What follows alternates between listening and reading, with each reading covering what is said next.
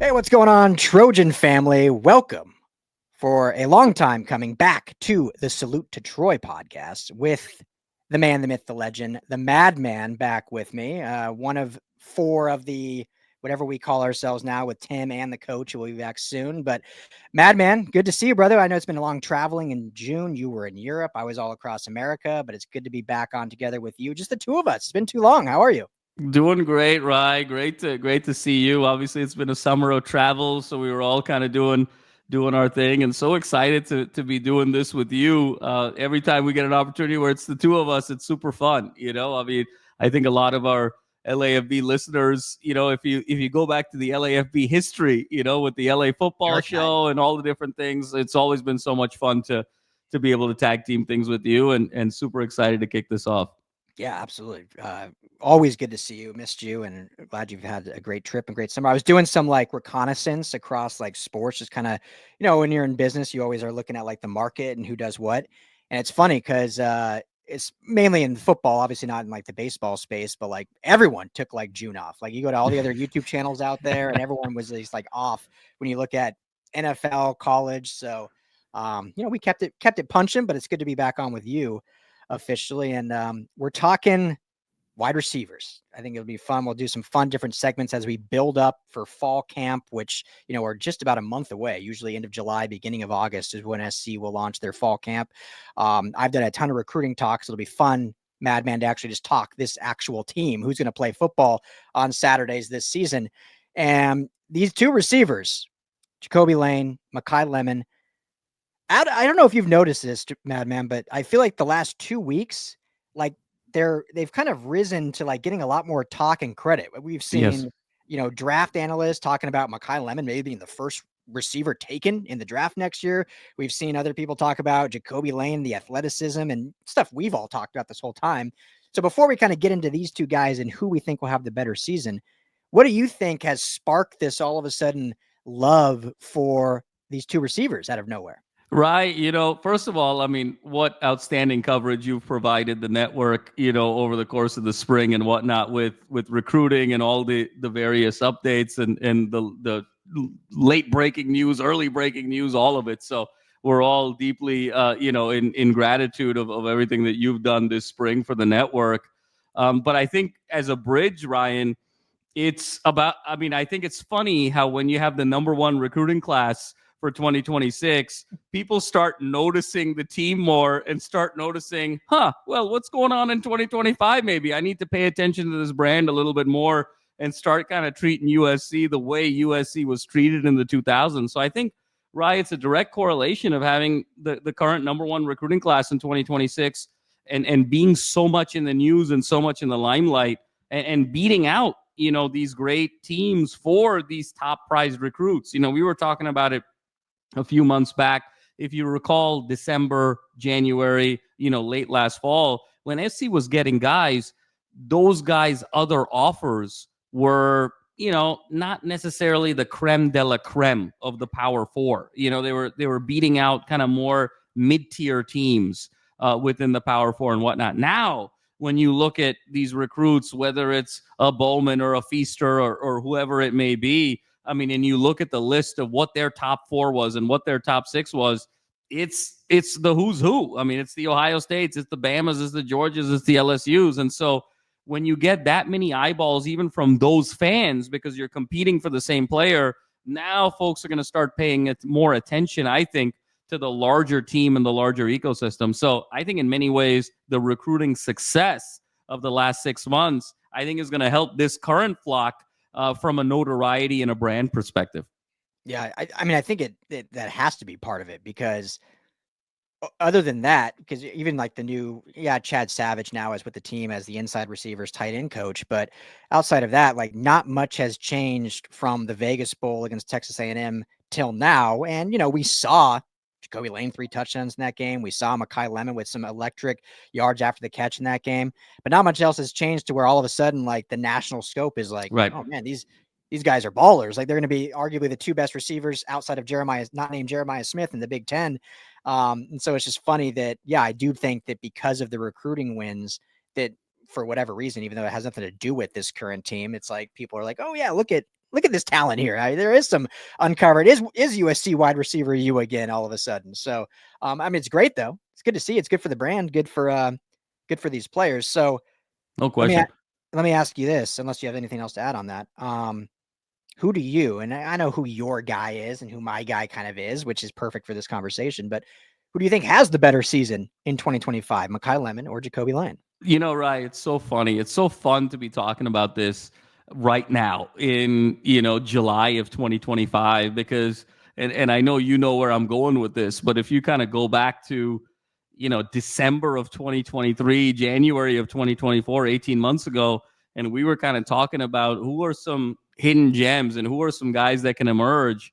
We talked Jacoby Lane back then. We talked Makai Lemon back then. And so I've always had a tremendous affinity for Jacoby Lane. He reminds me a lot of Dwayne Jarrett in terms of, frame and sort of agility and whatnot. But he's also got, incredible hands. And I think there's sort of an underrated toughness to him. And then when you look at a Makai Lemon, to me, he's so special, Rye, at sort of 5'11", but built like a running back. He sort of runs routes like a receiver. And then once he's got the ball in his hands, it feels like a running back in terms of that yak, and his running style and the way he holds the ball and how smooth he is. He actually reminds me a lot of Alvin Kamara with the ball, but he's a receiver, prior to that. And so that versatility and that uniqueness, I think, makes him so special. I think, Ryan, to sort of answer your question, it kind of depends on what the definition of bigger year is in a lot of ways, because I think that Makai Lemon is probably going to have more receptions and yards than Lane, but I think Lane is going to have more touchdowns. And I think when you sort of think about, again, not just their entire body of work last year, but you really got to hone in on those last 4 games, because that's who your starting quarterback is going to be this year. And when you think about Jacoby Lane, once Maeva was inserted into the starting lineup, Rye, you mentioned the Vegas Bowl, but 12 receiving touchdowns last season, 7 were in those final 3 games. I mean, he didn't even play the Nebraska game, and he had 7 touchdowns the last 3 games. So 7 with Maeva and only 3 Maeva starts. And then when you look at Lemon, he had 2 big kind of 100-plus yard games. He had another 99-yard game, so roughly 300-yard games. 2 of those 3 were with Maeva. And so I think that when you look at kind of the dynamism of Lemon, I think you can get him the ball in more different ways. I think he can play the slot. I think he can play out wide. I think you can do end arounds with him. You can even put him in the backfield. He's going to be special teams.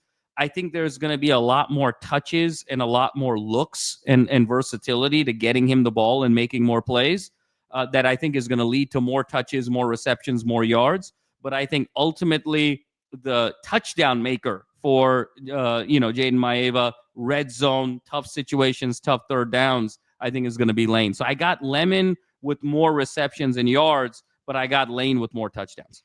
Yeah, it's I totally agree with all of that. And yeah, it kind of depends on how you define, a better season. Because I agree. I think Lemon will have more yards. I think Lane will have more touchdowns. When I think Makai Lemon, like the first word I think of is just consistency. I mean, he's a guy that's gonna, when you need to move the chain, need to move the ball, like, he's going to run a great route. He's got great hands. Like, he can do a little bit of everything. You kind of mentioned it, jack of all trades. And when you think of Jacoby Lane, you think game breaking, like a guy that can just 3 touchdowns out of nowhere, go the point of attack, jump ball. What he's able to do is just, highlight reel worthy. And even Lincoln Riley kind of said maybe some people took it as a slight. I don't think he meant it by any means, but he said basically he essentially said, I'm paraphrasing, but Makai Lemon may not be great at one thing, but he's just good at everything. He just does everything so well and so consistent. Whereas Jacoby Lane might not do everything as well, but he does a couple things great. So it's what makes him such a fun pair, and what makes this season so exciting, because what we saw last year, Madman, with if you want to call them the 4 horsemen, you have these 2 plus Zachariah Branch and Deuce Robinson. They were just, you could never really get one of the guys in a rhythm because you had too many mouths to feed. They were trying to really push Zachariah Branch to be the guy, and he just didn't have the sophomore season. We've talked about it ad nauseum, so I don't need to talk about it more. But now you have 2 true top flight receivers, and then you can sprinkle in the likes of their running game. Plus, I think they're going to run more 12 personnel with these tight ends. Yep. And so you're going to get a lot more out of these guys. And so my next question for you, and this would maybe define who has the bigger season, is if all things go to plan and if USC has a good season, if these two guys have a great season, all indications are they will go to the NFL draft. Obviously, they still have eligibility left, but they would be, they're after their third season, so they could go. So if they did go, who gets drafted first? Is it Lemon or is it Lane? Ooh, I love that. And it's a great thought exercise there, Ryan. I think one of the other reasons, just to sort of back up, and also this is sort of just a clever way for me to buy some time to think about the question that you've asked.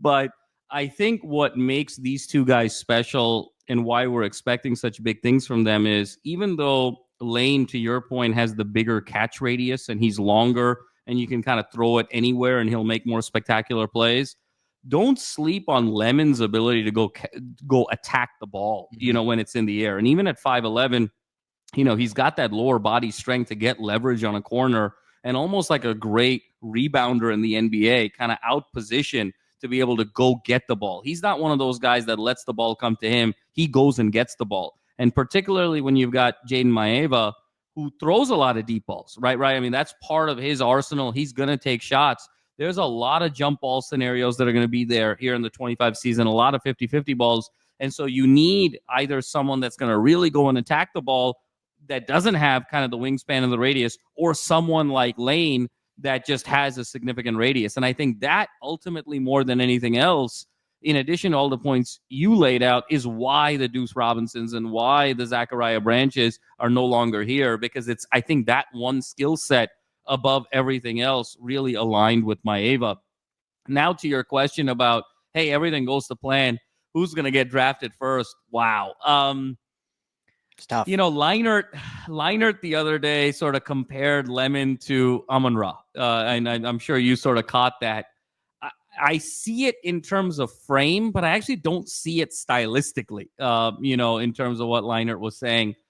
I think Lemon is the safer bet in the NFL, but I think Lemon will have a lower ceiling. If Lane is one of those guys that's higher risk because he only does a couple of things super elite, but if you hit on it and he gets really, really elite on those things, you're talking about a much higher ceiling. And I think the way NFL GMs think, particularly in the first round, they're going for those guys that they think can become absolute game changers and all pros. And I think they're willing to sort of take the risk rather than a guy that, hey, he's going to be more consistent, but I don't know if I see, the big year or the big ceiling or the big career. So I think for that reason, in terms of how GMs think, I would have Lane drafted higher, just because I think in this world of specialization, particularly in the NFL, as the talent just is so much more, to be super elite, or at least the potential of being super elite in one or two things, I think will outweigh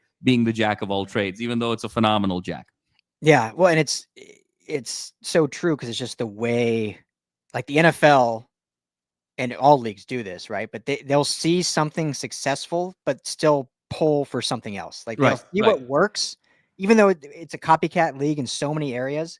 When it comes to drafting, we see time and time again the type of style, the type of player, the type of skill set that is productive, and yet they'll still chase the pot of gold at the end of the rainbow. Not saying that Jacoby Lane won't be that, it won't be great, but how often do we see guys like Amon-Ra go in the fourth round, Cooper Kupp go in the third round, Puka Nacua go in the fifth round? These jack of all trades slot guys that are, good at everything, but not necessarily like the elite. But hey, guess what? They lead the NFL in receiving yards. They're top 5 in receiving yards. They're averaging 6 to 7 to 8 to 9, 10 touchdowns, but they're always going to go after the Mike Evans, the Mike Williams of the, those are the top 10 picks, those big bodies, catch radius, jump ball guys, which is what Jacoby Lane is. So again, all things being equal, if how the season goes, I agree. I think they're both fantastic. Love them both, love covering, but I think based on the way the NFL projects guys, Jacoby Lane will end up being the higher pick. But that doesn't mean Makai Lemon is not going to have a fantastic NFL career like all those guys I just mentioned who were tanking in the mid rounds. No, it's spot on, Ryan. It reminds me of this quote, really kind of more of, I think, of our parents' generation, where they used to say, no one ever got fired investing in IBM.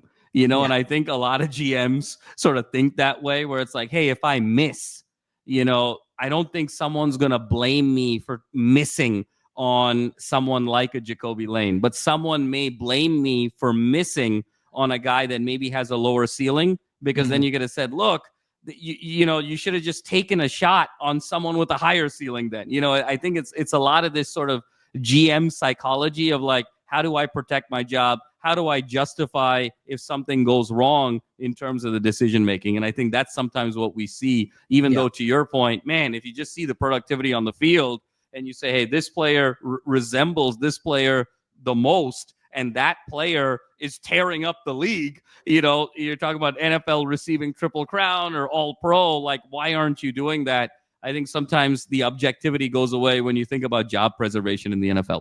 Yeah. Yeah. And the thing other people always say is like, well, yeah, but look, I was able to get this talent in the 4th round. Why would I take that in the 1st round? And it's like, well, 31 other teams passed on this guy 17 times or whatever, and Amon-Ra St. Brown. I bet they would have liked to have taken him in the 1st round when you see what he is now. So if you like a guy, you take him then. You don't wait, and you get that 5th year option with the contract. But that's a whole nother conversation. So let's end with the segment with this, Madman, and I'll try to give you time to think because I'm kind of putting you on the spot. When you look at the Big Ten receivers, you look at the Jeremiah Smiths, Carnell Tates, Surratt in Indiana, like all these, obviously Oregon banged up now, but they have that 5+ star freshman coming in. Like, where do you stack Lemon and Lane just within the Big Ten kind of pecking order, if you will? Right. I'll be honest with you. Well, this is an easier question for me, and that is, the best version of these two guys is number 2 and number 3 wide receiver in the conference. Yep. I mean, I think Jeremiah Smith is a unicorn. He's sort of one of one. That guy could have played in the NFL as a freshman. He's almost like, and I'm not a LeBron guy per se, but like LeBron was the one NBA prospect that was ready to play in the NBA as a freshman. In college and a senior in high school and whatnot. Jeremiah Smith was ready to play in the NFL last year. He's sort of on a different planet.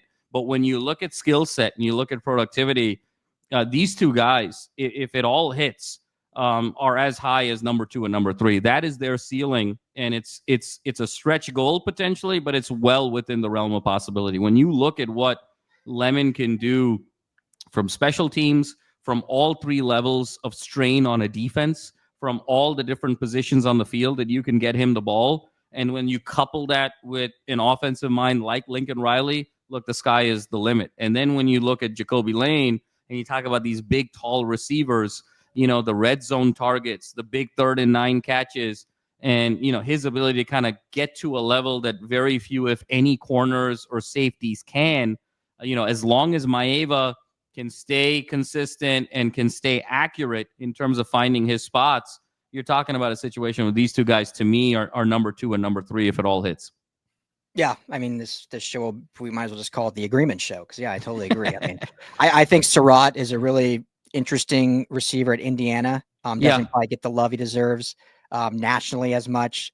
But, yeah, I totally agree. If all things, the talent level alone, I would put these guys 2, 3. Like, the only thing that they wouldn't finish that is if this offense, spreads it around so much like they did last year, which I don't think they will as much. But if they go to that, or they run heavy a lot more, that'd be the only thing stopping them. But there's no reason why a Clay Helton offense in 2018 can't have 3,000-yard receivers, then this one cannot as well with Lincoln Riley at the helm. So, and let's not forget, Ryan, that that Slovis year, 3,000-yard receivers. They had 400-yard receivers in the Victory Bell game.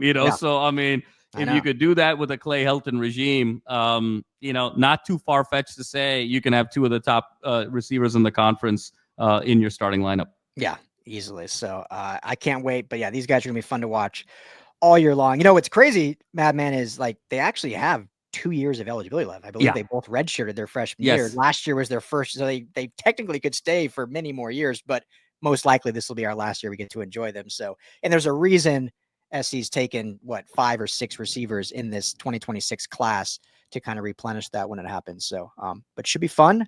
Great seeing you as always. Thank you, Trojan family. Make sure, if you have not already, hit that like and subscribe button to the USC LAFB channel. You can find all of our USC content at LAFBnetwork.com. And if you prefer audio, just search Salute to Troy wherever you get your podcasts. For the Madman, I am Ryan Dyer. We'll be back with plenty more Trojan talk real soon.